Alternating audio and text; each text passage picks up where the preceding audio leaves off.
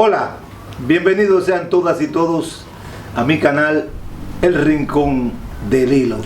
Quiero pedirles que se suscriban, que le den a la campanita, que le den a me gusta y así les subirán las notificaciones tan pronto nosotros las subamos y ustedes estarán en contacto con nosotros y nos ayudarán un montón de esa manera. En el día de hoy tenemos una atracción que yo andaba detrás de ella hace mucho tiempo, mucho tiempo. Él es como un hermano, él es de Cristo Rey, él es político de pies a cabeza, él es el licenciado Desiderio Ruiz. Desiderio, ¿cómo está? Encantadísimo de estar contigo. Bueno, aquí en el rincón tuyo. Se dio este junte. Desiderio, Cristo Rey sabe tu historia, pero ahora con lo digital estamos abiertos al mundo. Entonces, yo quería decirte a ti que le diga a la gente dónde tú naciste. Yo nací en Cristo Rey, ¿verdad? Sí. Realmente yo nací en el área de Cristo Rey, por donde está la iglesia actualmente, en la calle Feliberito Mejía, la 32, casi esquina 41, en esa zona. Okay. Yo nací, ahí vivía el difunto Miguel Ángel Payero, en esa zona donde vivían doña Enriqueta, el papá de Monchi, de Ninino, de Wilberto, sí. Toda una familia muy conocida. Los Patú, Omar, sí. Negro, ¿verdad? Que Sí. su familia pereció en aquel trágico accidente aéreo. Sí. ¿Cuántos hermanos eran ustedes? 3 varones, 5 hembras. 8 hermanos. 8. ¿Dónde tú estudiaste, Desiderio? Yo me alfabeticé cerca de casa, en la escuelita de Doña Negra. Luego estudié con Doña Tati, que tenía una escuelita también ahí en esa área de esos callejones que van desde la 32 a la 39, a la 41, en esa red ahí. Y luego pasé ya a la primaria, cuando apareció un cupo al colegio parroquial Cristo Rey, que fue donde hice ya mis estudios de primaria e intermedia formales. Y después pasé al Víctor Estrella Lee, a la Perito. sí. Y de allí ya fui a la universidad. ¿A qué edad tú te estuviste graduando, Desiderio? De la universidad a los 22 años. 22 años. O sea que tenemos a Desiderio ahí. Y cuando tú te gradúas, tú pasas tu trabajo en la política. No, porque ya cuando yo obtengo el título, ya yo estaba en política. Yo estaba en política desde la minoría de edad. Ya desde antes de que tuviesen las divisiones formales electorales que hay ahora, de circunscripciones, que recuerdo que el área de Cristo Rey era una delegación, era la llamada delegación 8, y teníamos un diputado que era en ese momento el señor Rafael Guzmán Quijada, papá de Rosy, una persona. Los Quijadas son muy conocidos ahí entre la 43, la Respaldo 43, La Puya, en esa zona ahí. Ok. Desiderio, yo quería hacer un análisis, que tú lo hicieras, un análisis, por ejemplo, dirigido a la juventud que está mayor de 35 años lo más, hacia abajo, porque hemos tenido 4 gobernantes en ese periodo, aunque a Luis Abinader le podemos contar 4, aunque nada más van 2. Entonces son 28 años que hay con 4 gobernantes. Entonces yo quería que tú hicieras más o menos una cronología dividida en 2. Primeramente con Leonel Fernández y segundamente con Hipólito, y vuelve Leonel otra vez. O sea, cómo se desarrollaron esos gobiernos y por qué hubo que quitar a Leonel tan pronto, y después por qué hubo que quitar a Hipólito y volver con Leonel. Mira, eso, para profundizar en eso había que hacer un análisis situacional, ¿no? Leonel Fernández es una figura que nace producto de una circunstancia, como los grandes fenómenos históricos, ¿no? Leonel no es un hombre que estaba en las agendas políticas. En ese momento aquí habían grandes liderazgos en la persona de Joaquín Balaguer, de Juan Bosch, de José Francisco Peña Gómez, ya en la parte final del liderazgo de esa gente. pero aparece una crisis política que se presenta entre el Partido Reformista y el doctor Balaguer y el Partido Revolucionario Dominicano con José Francisco Peña Gómez. Ya esa era la parte final, porque ya en esa etapa Juan Bosch comienza un proceso de decadencia política, producto de una situación de salud, ¿no? Y Balaguer es la persona que se puede decir tiene la responsabilidad histórica de colocar a Leonel Fernández, un hombre con mucho talento, un hombre con muchas condiciones, pero que en ese momento era impensable que pudiera ocupar o jugar un rol del liderazgo al nivel que se requería en ese momento para ser presidente de la República. Pero definitivamente esa gravitación que tenía Balaguer en la política, ese liderazgo que era posible trasladarlo, hizo posible que Leonel Fernández fuera presidente de la República, porque había una situación que hay que verla. Tal vez hay una mezquindad histórica con Peña Gómez en ese momento, pero la realidad es que Joaquín Balaguer no tenía ningún problema con Peña Gómez, aunque parezca algo contrario a lo que se relata, ¿no? El gran problema de Balaguer en ese momento con lo que representaba Peña Gómez era que Peña Gómez ya presentaba situación de enfermedad conocida y tenía una gran posibilidad de llegar a la presidencia. Pero el candidato vicepresidencial que escoge Peña Gómez en ese momento es Fernando Álvarez Bogar. Era reformista Álvarez Bogar. Era reformista y era una persona que tenía grandes confrontaciones con Balaguer.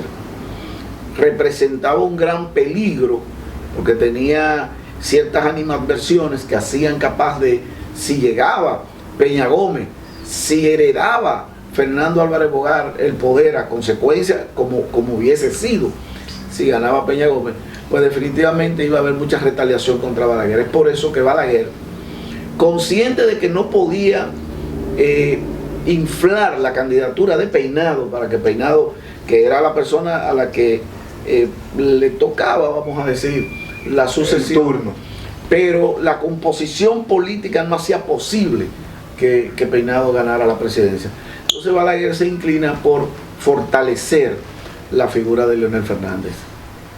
Allí nace Leonel Fernández, producto de una coyuntura histórica. Pero es que hay que tener una formación de poder para usted poder ejercer el poder plenamente, y en ese momento Leonel Fernández no tenía esa formación. En el PLD como equipo no había esa capacidad para manejar el estado de entonces, aunque era un estado más pequeño, más manejable que el de ahora. Es un poquitico un símil de lo que pudiera estar sucediendo ahora, y de allí que Leonel Fernández no puede hacer más que un solo gobierno. Pero cuando Leonel Fernández gana, la gente se pensó, con una fiesta que se armó, una algarabía, que al otro día los bancos iban a abrir y uno iba a ir sin tener cuenta y le iban a dar de 10,000 pesos hacia abajo, que los carros uno lo iba a tomar de gratis, que los supermercados iban a abrir y iban a dar una compra de 3,000 pesos hacia abajo. Todo eso se pensó, pero a los 2 años, ¿qué fue lo que pasó? Que la gente empezó a ponerse chiva con Leonel. Mira, manejar los estados no es cosa fácil. A veces hay gente que vende una idea, vende una ilusión a un pueblo que necesita oírlo, porque cuando los pueblos se desesperan, el resultado es catastrófico. Y eso fue conveniente tal vez de parte de Leonel Fernández en ese momento. Ahora, él no tenía el entrenamiento ni los vínculos, ni conocía las madejas, como se dice, del poder para entender cómo reacciona la economía ante decisiones que en los libros parecen correctas, pero que tú tienes que conocer el factor humano, tú tenías que conocer la sociedad, tú tenías que conocer cómo actuaban los empresarios, cómo se movía la que entonces era la economía doméstica, que era una economía día a día en el mercadito y eso. El clásico puerquito, esas decisiones de macroeconomía muy recomendables. Los libros decían que eran ciertas, pero las realidades de los pueblos reaccionan distinto, porque a veces esas decisiones técnicas de la economía pueden beneficiar a los bancos y a los banqueros, a las empresas y a los empresarios, no hacía a los pueblos necesariamente. Y sobre todo, aquí la población empleada era mínima, la población vivía de lo que hacía día a día, del chiripeo, de lo que vendía. En la parte agrícola, que todavía era una sociedad con un gran componente rural, la gente tenía su puerquito, vendía su vaquita, vendía su puerquito, y eso era lo que hacía la economía desde el pequeño productor hasta ya las grandes empresas. Ok, Desiderio. Pero comienza Leonel y a los 4 años hay que quitarlo. ¿Qué fue lo que pasó de verdad con Leonel Fernández? Las expectativas. El tema, cuando usted vende unas expectativas, usted tiene un esquema para ganar unas elecciones, pero usted no sabe todavía o está consciente de que eso que usted ha planteado, eso que usted ha vendido para ganar elecciones, no necesariamente es el modelo que usted puede aplicar cuando usted asume el poder. Te reitero, un poquitico lo que está pasando ahora. Entonces, ¿qué pasaba? Que Leonel representaba la modernidad, ese salto de liderazgo, el liderazgo joven. La gente tenía esa expectativa, el Nueva York chiquito, que bueno, ganó hoy, ya mañana nosotros vamos a ser otro país, porque fue lo que se le vendió a la gente. Eso afectó un poquitito la imagen de Leonel, no que hiciera tampoco tan mal gobierno. Ahora bien, Leonel Fernández recibe un aparato productivo listo para el despegue, porque ahora es que nos damos cuenta de la magnitud de la obra de gobierno de Balaguer y de la cultura de gobierno, de cómo esa crítica que se le hacía, que él manejaba el gobierno con una mascota, pero eso le daba a él la oportunidad de tener la claridad de números, de qué tenía para hacer qué, y priorizado. Si tú te pones a ver en los últimos gobiernos de Balaguer, con 20 pesos de lo de hoy, Balaguer hizo prácticamente este país. Aquí jamás se ha vuelto a hacer una obra de la envergadura de Higüey Aguacate, por ejemplo. Sí. Estamos claros en eso. Entonces, gana Hipólito. Quitamos a Leonel. ¿Qué pasó con Hipólito? Porque los 2 primeros años de Hipólito fueron una maravilla. Hipólito andaba untando el romo en los barrios, y que la perra de Mamá Belica y todo eso. Pero a los 2 años vino el problema con Hipólito. Hipólito no fue mal presidente. Hipólito tuvo circunstancias en el gobierno que ya todo el mundo sabe. El tema de Baninter, aquí no se habían manejado crisis económicas de esa magnitud. Pero no podemos olvidar, Lilo, que Hipólito es el resultado del voto castigo. Con Hipólito se hizo una venganza a las insatisfacciones que Leonel había dado, recuérdalo eso. Entonces, ya en los primeros años, bueno, la gente, ya espérate, ya está bueno, ya los chistes no nos están resultando. Y cuando vienen las crisis, que la gente ve que su nivel de vida ha descendido, cuando vienen ya los problemas con Baninter, que definitivamente malogró la economía dominicana, no importa lo mal que estuviera, la empeoró. Ya no había posibilidad de subsistir. Entonces, Hipólito tenía un estilo de gobierno que ya resultaba arcaico. Su forma tan franca de ser, Hipólito no entendía que cuando un presidente anuncia, no, yo voy a ser sincero, esto está mal. Bueno, eso tiene un efecto en la economía. Sí. Pero no es que los presidentes deban mentir, es que deben ser cuidadosos con lo que dicen o con lo que hacen.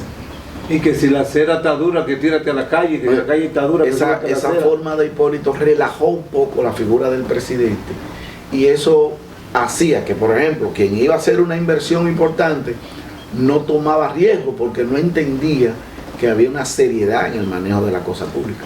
Y entonces la gente miró hacia atrás en ese momento cuando se cansó de esos chistes y dijo, pero Leonel es mejor. Recuérdate que ahí se presenta ya un vacío del liderazgo político. Si tú sacas a Hipólito, tú dices, bueno, ¿qué tenemos? Las otras opciones ya se va perfilando Miguel Vargas Maldonado, que no es un político de escuela, no es un político que se hizo al fragor, es un hombre de una circunstancia que pasa por un ministerio, que acumula una cantidad de recursos importantes y que decide asumir una posición política. Entonces, no hay como un liderazgo confiable el PRD como tal, en ese momento, vuelve otra vez y refleja imágenes de frustración, y ninguna oferta que viniera del PRD iba a ser potable.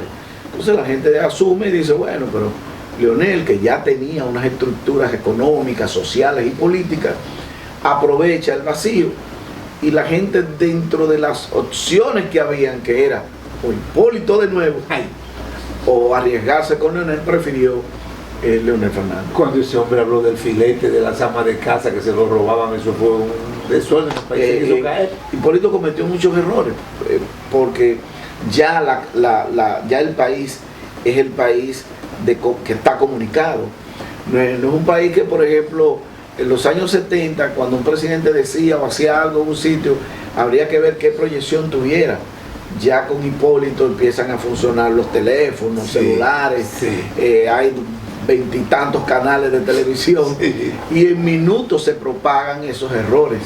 Sí, y se pagan caro. Y se pagan caro en política. Desiderio, entonces, miramos hacia atrás. Pusimos a Leonel otra vez. Hay 8 años corridos. Háblame de eso. Mira, eso, lo primero de mirar hacia atrás, porque pudiera estar de moda el no mire hacia atrás o mire hacia atrás. El problema es que en la política dominicana ha sido cíclica. Si tú te vas a los albores de la conformación de la República y antes de la formalización de ella, tú dices que políticos como Buenaventura Báez los sacábamos del poder y volvíamos a buscarlo, porque habían circunstancias que requerían de tal o cual político. Si tú te pones a ver, aquí ha habido una práctica cultural en el pueblo, que el pueblo dice, cuando hay un gobernante, dice, él es bueno, pero el equipo, a Balaguer lo protegían con el anillo. Sí. A todos los presidentes, porque la gente no fulmina los liderazgos, porque tú no sabes si lo va a volver a utilizar. Leonel es una opción, otra vez, ante el vacío que se presenta. La otra opción era continuar con Hipólito o Miguel Vargas, o ir a Miguel Vargas. Okay, decidimos por Leonel. Se decidió. ¿Y esos 8 años de Leonel, cómo fueron? Bueno, Leonel ya encuentra primero es un Leonel distinto.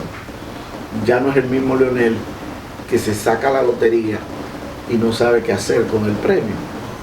Porque la verdad es que cuando Leonel llega al poder, debía ser una gran sorpresa para Leonel, porque ni siquiera estaba, todo el talento estaba ahí en esa persona, pero no era una persona que andaba buscando la presidencia o que creyera que pudiera llegar a hacerlo. Pero ya comentaba duro en ese momento. Pero no contaban con Balaguer. Sí. Y Balaguer decidió que fuera Leonel Fernández, porque era la única ficha con la que Balaguer podía derrotar la opción no de Peña Gómez, sino el riesgo de Fernández. Acuérdate que de Fernando Álvarez Bogar. Entonces ya Leonel es un hombre más entrenado cuando vuelve al poder, ya conoce un poco más las intríngules, al haber pasado 4 años en una transición, porque es que estaba cambiando el Estado, es que cambió el modelo político y cambió el modelo económico. De Balaguer a Leonel. De una economía de productos, una economía agrícola, a una economía de servicios. Eso es un modelo de Leonel. Por eso cuando Leonel ya asume de nuevo, asumen unos rieles que él mismo ha estado no diseñando, sino ejecutando, porque ese modelo de cambio de economía, de producción a servicio, es un modelo recetado, un modelo que te imponían las economías de naciones más fuertes, ¿no? Okay. Y Leonel siempre fue un hombre bien visto por ellas, porque al ser un individuo que trabajaba por el librito era fácil asimilar recetas, recetas económicas. Lo de Leonel, ahí se mantuvo Leonel.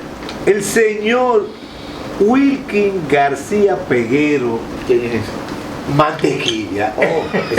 A ese sí lo conocí. Ese tipo que ha aparecido en el Facebook, que te agarra 100,000 pesos y tú vas a los 7 u 8 días y él te da 200,000.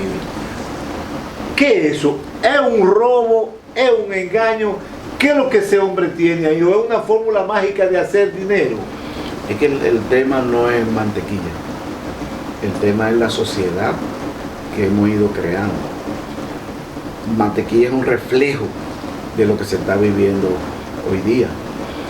Mantequilla coge un modelo, lo está aplicando en un pueblecito que, aunque no muy lejos de la civilización, está en la provincia más atrasada del país, que es Monteplata. Sí. Y comienza un modelo piramidal, que es un modelo agotado totalmente, que nadie que vea televisión casi cae en esos engaños, y lo hace a pequeña escala, se proyecta en los medios en que se está proyectando las malas acciones aquí y se convierte en un fenómeno, pero también nos invita a pensar como sociedad. Cuando hay un seguimiento tal a una promesa tan ridícula como es esa promesa de multiplicar ya no los panes, sino el dinero, es porque tú tienes una población o temerosa o ansiosa. Es el modelo que estamos viviendo de que la gente quiere dinero mucho, fácil y rápido. Entonces, no va a ser solamente mantequilla. Hay muchos otros modelos que no son de pirámide financiera que tienen y usan la misma técnica de mantequilla. Ya tú encuentras que ninguna de las muchachitas quiere ir a la escuela, las muchachitas quieren medio encuadrarse en una habitación y comenzar a menearse para hacerse viral en TikTok, en un canal. Y digo las muchachitas porque es la salvaguarda moral que debía tener una sociedad. El problema es que cuando tú analizas nuestra juventud en sentido general, tú dices que estamos muy mal. En 10 años nosotros no vamos a tener profesionales con los cuales competir como sociedad. Y entonces a ese tipo que no le ha podido entrar a la autoridad porque dicen que no hay con qué acusarlo. Bueno, lo que pasa es que lo que se comete con esas acciones puede llegar a ser un delito individual. Es la víctima quien tiene que querellarse. Y hasta ahora él ha manejado el tema de que no hay víctima, porque a los primeros él lo ha recibido. Lo que él tiene el dinero que no ha entregado, él hasta ahora tiene la excusa de que las autoridades le han dañado su fórmula famosa. Entonces, hasta que no se le querelle, realmente lo único que ha cometido es una práctica ilegal de operación. Indecorosa. No, es ilegal porque estaba operando una entidad financiera sin los permisos. Pero si tú te pones a ver el propio juego que ante la situación ha hecho la autoridad, Impuesto Interno va y se tira y dice, no, estamos tratando de ayudarlo a legalizarse. Esa no es la idea, porque nadie es tonto. Todo el que tiene dos dedos de frente sabe que ese muchacho no es ningún genio de Harvard, que no existe un modelo de negocio capaz de producir unas ventajas superiores al 25%. Ni que vendiese estupefacientes, porque eso es una estructura. Hay que venderla, fiarla, hay que comprarla, y matar gente, empaquetarla. O sea, no hay manera. Pero tú tienes una sociedad que anhela cuentos. Eso es peligroso, porque tú tienes una sociedad que le tiene miedo a su realidad y que no conoce su realidad y no la enfrenta, no la supera. Entonces, nosotros tenemos gente que lo que está detrás de dinero, pero repito, nadie quiere ir a un play a coger sol para aprender a jugar pelota y que no, es que lo contraten, y ni que siquiera que lo contraten, que le paguen. Sí, que me den el dinero. Los muchachos no quieren ir a la escuela y en algunos casos uno dice, pero mejor que no vayan, porque lo que uno está viendo en algunas escuelas da pena. Y seguimos, la clase gobernante, la clase política, la clase reinante en esta sociedad, sigue como que el que me importa. Y seguimos y nos están dando avisos y muestras de que estamos creando una sociedad incapaz de sostenerse en las próximas décadas. Bueno, vamos a dejarlo hasta ahí. Esta ha sido la opinión del licenciado Desiderio Ruiz. Déjenme en la cajita de comentarios si ustedes están de acuerdo o no con esa posición.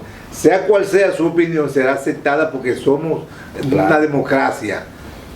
Venimos con la segunda parte del licenciado Desiderio Ruiz en este su canal, El Rincón del Hilo. Apóyenme, denle a suscribirse, denle a la campanita y a me gusta, y de esa manera nos están ayudando un montón.